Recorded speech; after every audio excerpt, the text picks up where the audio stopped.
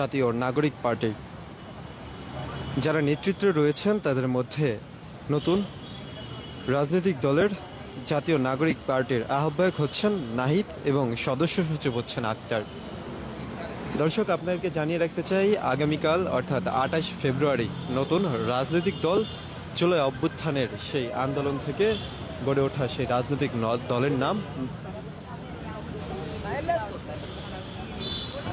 দলের নাম জাতীয় নাগরিক পার্টি।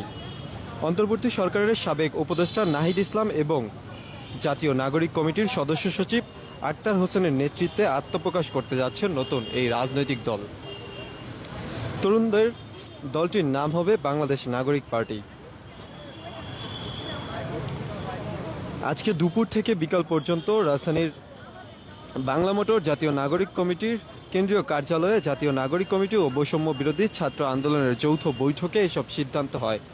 বৈঠকে অংশ নেয়া জাতীয় নাগরিক কমিটির দায়িত্বশীল কয়েকটি সূত্র ৫ নেতার নাম ও যেসব পদে নেতৃত্ব চূড়ান্ত হয়েছে তা নিশ্চিত করেছেন। দর্শক, এই মুহূর্তে আপনাদেরকে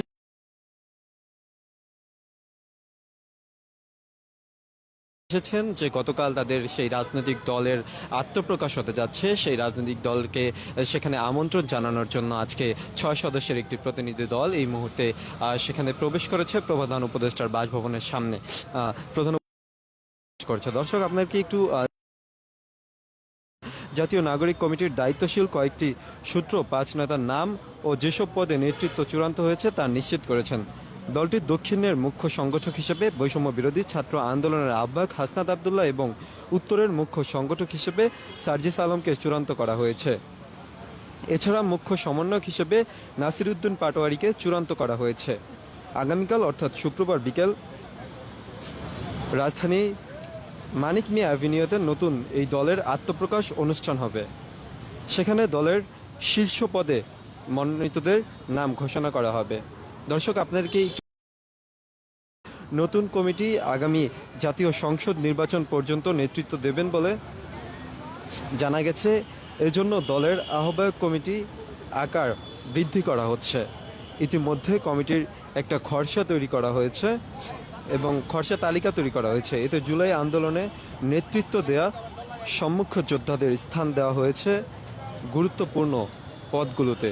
এছাড়াও জাতীয় আন্দোলনের আলোচিত নারী নেত্রীরা নতুন দলে জায়গা পাচ্ছেন বলেও জানা গিয়েছে। গতকাল অর্থাৎ আগামীকাল যেই নতুন রাজনৈতিক দলের আত্মপ্রকাশ অনুষ্ঠান হতে যাচ্ছে, সেই নতুন রাজনৈতিক দলের নাম জাতীয় নাগরিক পার্টি। দর্শক, আজকে আমন্ত্রণ জানানোর জন্য প্রধান উপদেষ্টার বাসভবনে এসেছেন এবং তারা আগামীকাল যেই মানিক মিয়া অ্যাভিনিউতে তাদের যেই অনুষ্ঠান হবে আত্মপ্রকাশ অনুষ্ঠান, সেই আত্মপ্রকাশ অনুষ্ঠানে আমন্ত্রণ জানানোর জন্য ইতিমধ্যেই প্রধান উপদেষ্টার বাসভবনে এসে তারা আমন্ত্রণপত্র নিয়ে প্রধান উপদেষ্টার বাসভবনের কাছে গিয়েছেন। এমন যেখান থেকে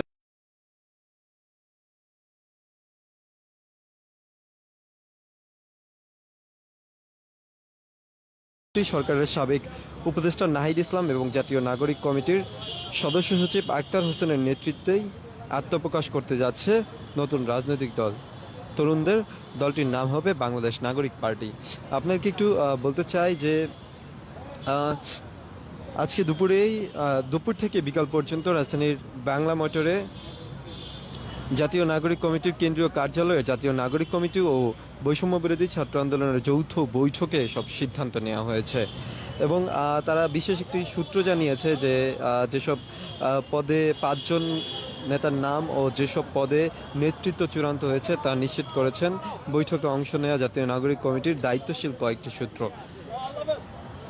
দর্শক, আগামীকাল রাজধানীর মানিক মিয়া অ্যাভিনিউতে নতুন এই দলের আত্মপ্রকাশ অনুষ্ঠান হতে যাচ্ছে। এ নিয়ে কিন্তু জনমনে একটি কৌতূহল ছিল যে কারা সেই নতুন রাজনৈতিক দলের নেতৃত্বে থাকবেন এবং কারা সেই নতুন রাজনৈতিক দলের নেতৃত্ব দেবে। এর আগে আপনারা দেখেছেন যে উপদেষ্টা নাহিদ কিন্তু তিনি পদত্যাগ করেছে, যে তার পোস্ট ছিল যে উপদেষ্টার পদের থেকে সে পদত্যাগ করেছে নতুন রাজনৈতিক দলের যে আত্মপ্রকাশ হচ্ছে সেই আত্মপ্রকাশকে কেন্দ্র করেই কিন্তু তিনি সেই তার দল থেকে তার উপদেষ্টা পদ থেকে কিন্তু তিনি সরে দাঁড়িয়েছেন এবং পদত্যাগপত্র জমা দিয়ে কিন্তু তিনি বের হয়ে এসেছিলেন, এমন একটি দৃশ্য কিন্তু আপনারা কিছুক্ষণ আগে দেখেছিলেন। দর্শক, এই মুহূর্তে রাজনৈতিক দল শুক্রবারে যে রাজনৈতিক দলের আত্মপ্রকাশ অনুষ্ঠান হতে যাচ্ছে সেই নতুন রাজনৈতিক দলের নাম কিন্তু জাতীয় নাগরিক পার্টি হিসেবে বিবেচনা করা হয়েছে, এমনটি কিন্তু আপনারা ইতিমধ্যে জেনে গিয়েছেন।